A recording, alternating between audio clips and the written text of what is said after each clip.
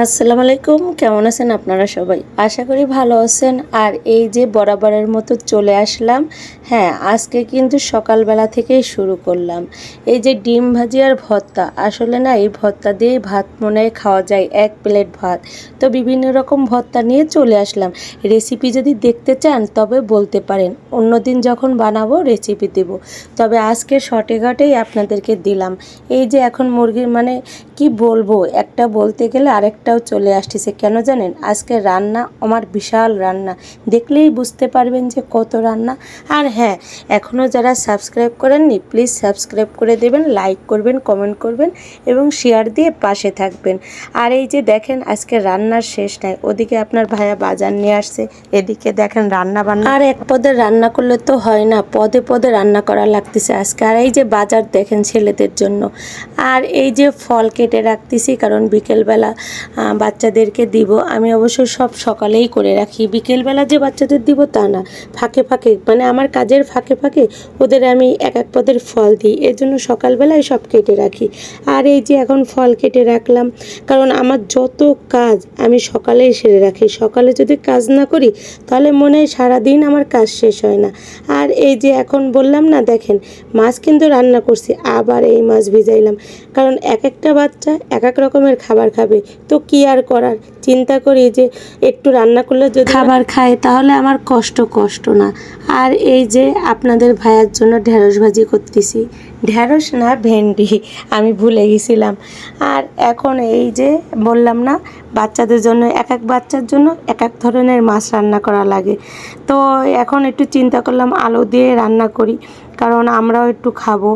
তো কি করার, আলুগুলো আমাদের এভাবে কাটে না। তো আপারে বলছিলাম যে আপা একটু আলু কেটে দাও, আপা ভুলবশত এভাবেই আলু কাটছে। তো আমি বললাম যে আচ্ছা সমস্যা নেই, যেভাবে কাটছো ওভাবেই বসিয়ে দিই। আর হ্যাঁ, প্লিজ যদি কোনো মানে ভুল হয় তাহলে কমেন্টে জানাবেন। আর সমস্ত ভিডিওটা আপনারা ফুল ওয়াচ করে দেখবেন, কারণ সব থেকে কষ্ট লাগে কি জানেন? আমি আসলে এগুলো ভিডিওতে বলি না, তারপরও না বলে পারলাম না, অনেক কষ্ট লাগে। কারণ ফুল ওয়াচ করে আমি সবার ভিডিওই দেখি, কিন্তু আমার না ওয়াচ টাইমই বাড়ে না। আমি যদি আপনাদের ভিডিও ফুল ওয়াচ করে দেখি তবে আপনারা কেন দেখবেন না? শুধু একটু কমেন্ট করে চলে গেলেই কি হয়? আমার এতে মনটা অনেক খারাপ লাগে। যেদিন দেখি আমার ওয়াচ টাইমটা বাড়ছে ওদিন বিশ্বাস করেন অনেক ভালো লাগে, কিন্তু মাঝে মাঝে এত খারাপ লাগে, ম্যাক্সিমাম টাইমটাই আমার ওয়াচ টাইম বাড়ে না। এত কষ্ট করে আপনাদের জন্য করি এবং সারাদিন কিন্তু আমি আপনাদের ভিডিও দেখি, কিন্তু আপনারা যদি না দেখেন তবে কষ্টটা একটু বেশিই লাগে। আর এই যে এখন বাচ্চাদের জন্য একটু লুডোস রান্না করে দিচ্ছি। আমার সকালটা শুরু হয় এভাবেই, একটু পর পর চুলায় মানে রান্না বসাই, আবার এদিকে কাজ করি, আবার ওদের একটু খেতে দিই, আবার এদিকে কাজ করি। এভাবেই আমার রান্নাটা হয় এবং সারাটা দিন এভাবেই যায়। যাই হোক, আমার মতো কার কার এভাবে দিন যায় কমেন্ট করে জানাবেন। কিন্তু আমি জানি সবারই এভাবেই দিন যায়। আর এখন এই যে কাপড় চোপড়গুলো নেড়ে দেব। তো আপনাদের আকাশটা দেখিয়েই দিলাম, আসলে আকাশটা আজকে মেঘাচ্ছন্ন, দেখতে অনেক ভালোই লাগছে। আর এদিকে আমার রান্নাটাও হয়ে গেল। আসলে কি জানেন, আমি ওই রান্না শেষ করে তারপরে এ কাজ ও কাজ করতে পারি না, আমি একসাথেই করি, মানে এক পাশে রান্না বসাই আর অন্যদিকে দৌড়াই অন্য কাজ করি, যাতে আমার রান্নার সাথে সাথে অন্য কাজও হয়ে যায়। তো বড় ছেলে বললো আমি একটু বড়া ভেজে দাও, মানে ডালের বড়া। তো কি আর করার, আমার তো ফ্রিজে ডাল বাটাই ছিল।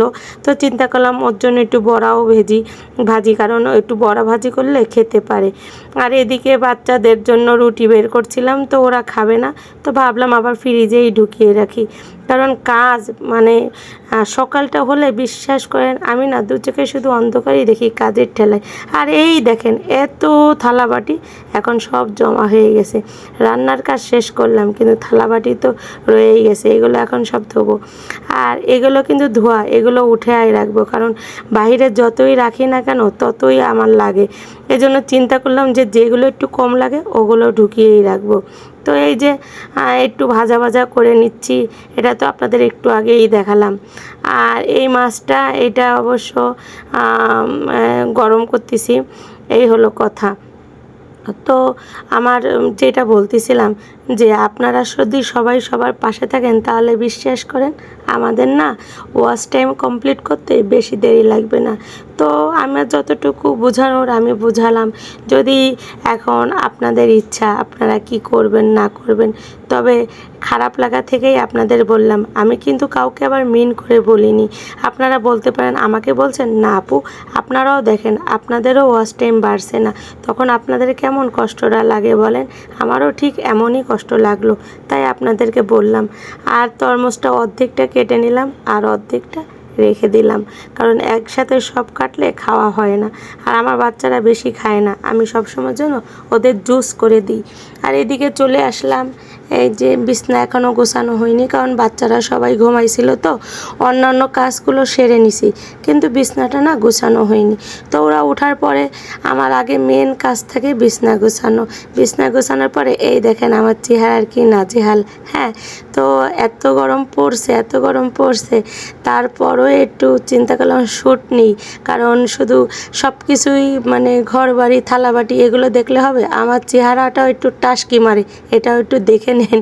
কারণ যে কি বলবো, আমি না একটু বলতে গেলে একটু আপনাদের সাথে একটু আড্ডাও দিই, তো আমি জানি না ফানি করি, আপনারা এতে কষ্ট পান কি না।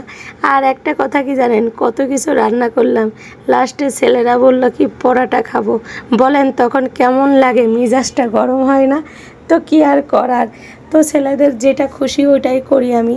তো পরোটা নিয়ে আসলাম, ওগুলো রেখে দিলাম, কারণ দুপুরবেলা ওগুলো দিয়ে খাবো। আমি এত করে বললাম এত কিছু রান্না করছি, সকালে একটু খাও, না খাবে না।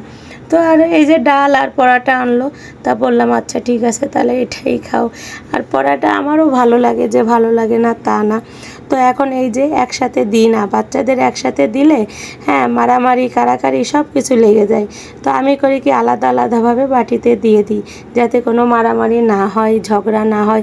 আমার 3 বাচ্চা, তো 3 বাচ্চা খুব সারা দিন এত হইচই করে, মানে বিশ্বাস করবেন না, মাঝে মাঝে আমার মনে হয় আমি মনে হয় পাবলা গারোতে আসি, এই হলো কথা। তার এই যে বাচ্চাদের দিলাম, বাচ্চারা এখন বসে বসে খাবে। তো ওদের আবার কি পরোটা হলে ওরা একাই মানে হাত দিয়ে খায়, আর অন্য কিছু হলে মানে যদি বলি ভাত, তাহলে ওটা আমার খাওয়াই দেওয়া লাগে।